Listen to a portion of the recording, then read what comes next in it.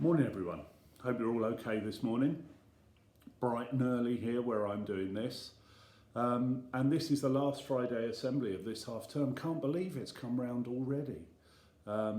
So I'd just like to thank a few people. I'd like to thank all of the staff for their incredible hard work this term, half term, keeping everyone safe, making sure there's really great learning going on, all the teachers, all the teaching assistants, all the higher level teaching assistants, all the staff in the office for keeping us going, the lunchtime supervisors and Chartwell staff for making sure lunches go so smoothly, and Mr. Williams for keeping us all ticking along and fixing and mending loads of stuff behind the scenes.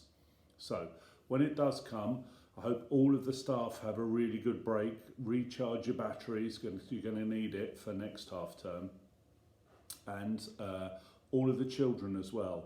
Thank you very much for being absolutely brilliant. It's just been great to have you all back in school and seeing all the wonderful things and just hearing you chat. And every day someone makes me laugh with something. Yesterday it was William Newport-Stones in year 6. I won't go into why, but when his class cheered when he arrived at school, it was just a great thing. Anyway, thank you to all of the children for making it such a happy and hard-working half term. Yeah, hard-working. Let's call it hard-working. Why not? Let's do that. So often at this time of year, we start to think about harvest in school, don't we? And usually we have a harvest assembly. Well, we can't do that this time. So in your classes with your teachers, I'm sure some of you have started to think about some harvest things, and maybe during next week, that's something that you could do. Make sure you have a little thought about the harvest. And usually at harvest time we think about people who are a little bit less well off than ourselves and a little bit less lucky than we are. And you know, I always think of that. What I think about is I used to be a head teacher at a different school before I was head here. It was a place called Rudgwick. And I was lucky enough to be part of a group who had a link with a school in a place called Kenya in Africa. Maybe you can look it up on a map later. Now, Kenya in Africa is a really interesting country. So the capital is called Nairobi, and in the capital there are some wealthy people and there are some poor people. But Kenya has lots and lots of countryside as well. And in some of those bits of the countryside, there are a lot of poor people and they don't have as many things as we do, for sure. And one of the things we did was we made a link with a school out there, and the school was called Misemwa Primary School. And Misemwa Primary School had one room, and in that one room over 100 children came every day to learn. And there were children who were, I think the youngest was about 6 or 7, and there were children who were 15 or 16, and they were all learning together in that one room. Most of the time they had one teacher, sometimes they had more than one.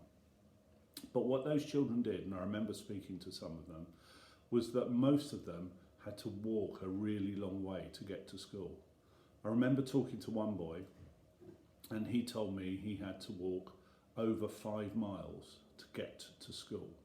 Now, that's a bit like walking from the other side of Worthing Pier all the way to Swiss Gardens just to get to school. And when he got here, he'd do his lessons and learning, and the school day was quite a long day. And when he'd finished, he had to walk all the way home again. So I remember saying to them, well, what do you get to eat in school? So when they got to school, they had a meal. And at lunchtime, they had another meal. But what I thought was a problem, they didn't, they thought it was great, was that meal was always the same thing. And what it was, I saw a picture, I didn't actually ever go there, and the reason I got to talk to these people was over in the internet and over links like this. But what I got to see was what their school kitchens were. And in the school kitchen there was one lady, and she had an enormous great big pot. And in the pot it looked to me like porridge. But it wasn't quite porridge because it was made of sweet corn, maize, and it was called meal. And she was stirring this stuff up. And the children would all line up and they would all get a bowl full of that when they got to school, and they'd get another one at lunchtime, and that was all they had to eat.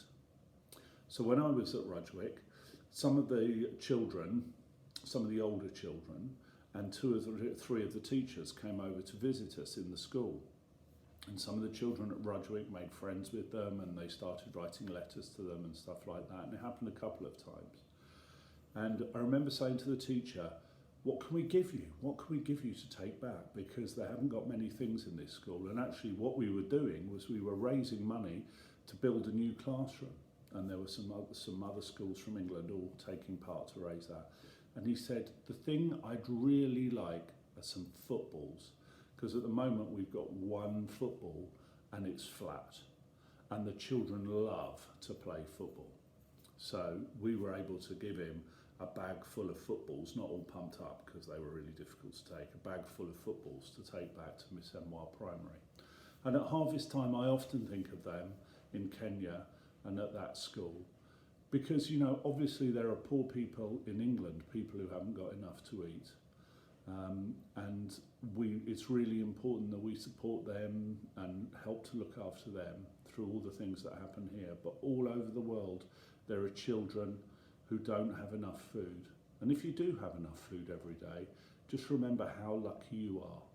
Just remember those things, and that there are hundreds of thousands and millions of children across the world, like some of those in Miss Emoir Primary, who don't have enough to eat every day. So if you get a chance this week, try and have a little think about harvest, and try and think maybe about some of the things that we've talked about this morning. So, just one or two other things to do before we end assembly this morning. House points. So we'll count up house points today. At the moment, water are in the lead, air are second, and fire and earth are kind of equal for third. We'll count them up at the end of next half term, and then we'll have some kind of treat for the house that wins. Now, if you remember, I asked for some jokes. Oh, actually, just before I do the jokes, I'm going to do one other thing. During half term, obviously it's Halloween, and do you know we are used now to going around and doing trick or treating, aren't we? And going around often in groups, some of the older ones, or hopefully always with parents. Now this year is going to be a bit different. It certainly is going to be a bit different. Like so many things, Halloween is going to be a bit different this year. So we've been asked from some of the people who live around the school, and I think this goes for everywhere, that if you are doing trick or treating this year, you should only go to people that you know. And the reason is that some people will not want people they don't know turning up at their door, particularly if there are older people who are living there. They won't want people they don't know because they won't think it's safe at the moment. So please, if you do trick or treating and you go with your parents, make sure you only go to people that you know, and people that you know would be happy for you to go there and trick or treat. Okay, one really important thing left to do. Now, I asked for jokes, didn't I? Well, I'm afraid they haven't been flooding in. I've only had one, but it's a great one. So I've got a couple of my own as well, a couple of other ones that I thought of. So here's the joke. It's from Lakey in year 2. What fish stays up at night? Anyone know? A starfish, of course. It's the way you tell them. Right, here's my jokes. Oh, I seem to have lost them. Well, I've only got one joke then. What did one toilet say to the other? You look a little bit flushed. Anyway, have a good, it's terrible, isn't it? Lakey's was much better, much better. Anyway, have a great day. And I will speak to you again soon. I'll continue to put stories on the WhatsApp, so look out for that. Well done to anyone who wins a special award today. Bye.